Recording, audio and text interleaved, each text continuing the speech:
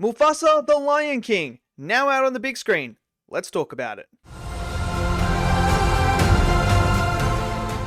Okay, so Mufasa the Lion King is the prequel to the original movie, The Lion King. You know that little animated film that you absolutely love? Yeah, well, that one. This is a prequel. This is about Mufasa and his journey and how he rose from a little orphan cub to becoming the king of everything. So, this is a live action version. I mean, it's technically not live action because it's computer generated, but it is like live action because it's like takes the realism of the real world. Obviously, you can't get lions to act because it's impossible because they can't do that. So, they say live action, but it's computer generated. Now, the trailers looked good. Now, I know some people don't like the remake of The Lion King, and I understand the reasons why. I am someone that actually didn't mind it. Obviously, it's nowhere near as good as the animated film, but it's what I expected it to do, and, you know, it was a shot-for-shot remake, but then again, if they changed anything in that, people would have uproared about it. So it's kind of like, it was a lose-lose situation no matter what they were going to do. But this is a story that is about Mufasa, who's a character I absolutely love in the original, who I think I wanted to explore more because we know about him. And what was the relationship like with Scar? Why did Scar turn out the way he did? And that's what this story is about. It's about them two coming together, and we understand now why Scar makes certain decisions in The Lion King. We understand why Mufasa is the way that he is. And I thought, look, some people may not like this, but I didn't mind this movie. I actually didn't mind this movie. I had a good time with it. Now, I will say this.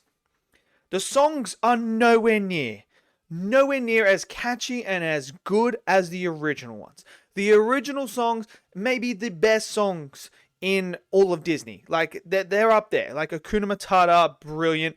You know, all of them. They're all freaking amazing. You know, you just want to dance all the time you hear those musics. This one doesn't really have that, and it doesn't have as many as I thought it was going to have. There are a few in here, but they just never, when they're singing it, they just never really grab you. So I will say that the music in this one particularly didn't work as well as the last one. So especially there's this one called Bye Bye. I just thought it was kind of like, when they were singing it, I was like, okay, cool. And then when they say bye bye at the end, I was like, it just kind of took me out a little bit there. So I will say that. Now, as for the story itself, I really like this story. And I really like the contrast between the two characters of Scar and Mufasa, and seeing how they rose and fell. It was really good to see that. And now with that, I understand a lot more about the characters themselves in The Lion King and the decisions that they make. What they do really well in this movie is the foreshadowing for what is to come in The Lion King. There are multiple times from the very first instant that you meet Scar and Mufasa and they come face to face together. There's an instance that happens and you're like, oh, that is foreshadowing for what is going to come. Because we already know the end of this story. We know the end of their story. And it's foreshadowing that, and you're like, oh, I can see what's going on here.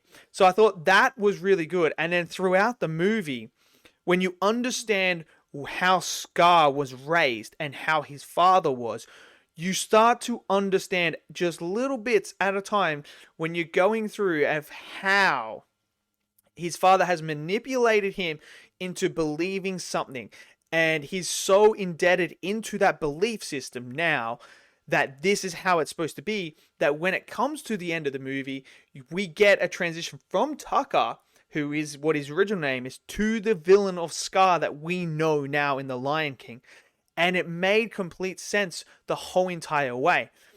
And I thought that was done really, really well. And just the way that they made you feel for Scar, like you see Scar and when he's growing, you're like, oh, I can see where this is going. I can see why he's doing this. And then you have Mufasa, on the other hand, who is raised by loving parents who tell him that he could be whatever he wanted to be, you know, and just guiding him through life. And he's this lion that just has courage all the time, is willing to sacrifice himself to save others. He will do what is necessary. But ultimately, he wants to, bring everyone together because of the circle of life. And the circle of life is something that's really big, a big theme throughout this whole entire film. It's about them coming together to create that circle of life. And I really, really enjoyed that. Now, the supporting cast are fantastic. So you have the villain themselves, which are the White Lions. They're menacing. Mads Mikkelsen is brilliant as the voice, and it just fit that character. He's menacing. You really feel when you get into that final act where the big fight is going to happen. You feel like this is an uphill battle for Mufasa and Scar and everyone. Like, to fight this level, like just the sheer size of this lion is just something that is formidable, and you can feel it in every single fight. You're like always on the edge of your seat, like, ooh, how's this gonna pan out? So I like that as well. We also have like little flashbacks, obviously, because this is a story that is being told to the young cub of Simba. So obviously we have that little bit there in the present timeline where Simba is, where he's like, Pumbaa and all that have to look after it. And then this is where the story starts to get told. And so we jumping in and out of present and future and past, sorry. And Timon and Pumbaa are hilarious when they're on screen, and that they don't overuse it, which is what they could have done. They could have overused Pumbaa and Timon, but they didn't do that. So I thought there was enough of them in there to make you laugh and some really funny lines in it, but it never overshadowed the whole entire story itself, which was Mufasa's story and Scar's story. So that was great. The animation is stunning. I must say, the animation is stunning, right down from the little bits of hairs flowing in the wind. Just everything about it just felt really, really good. There's some really nice shots in here as well that I thought were like close-ups, pans, everything just really, really good. There's this really insane flooding moment that I thought was shot really, really well and animated beautifully. It felt real, and it felt like, oh, okay, here we go. We're in this world, like this is real.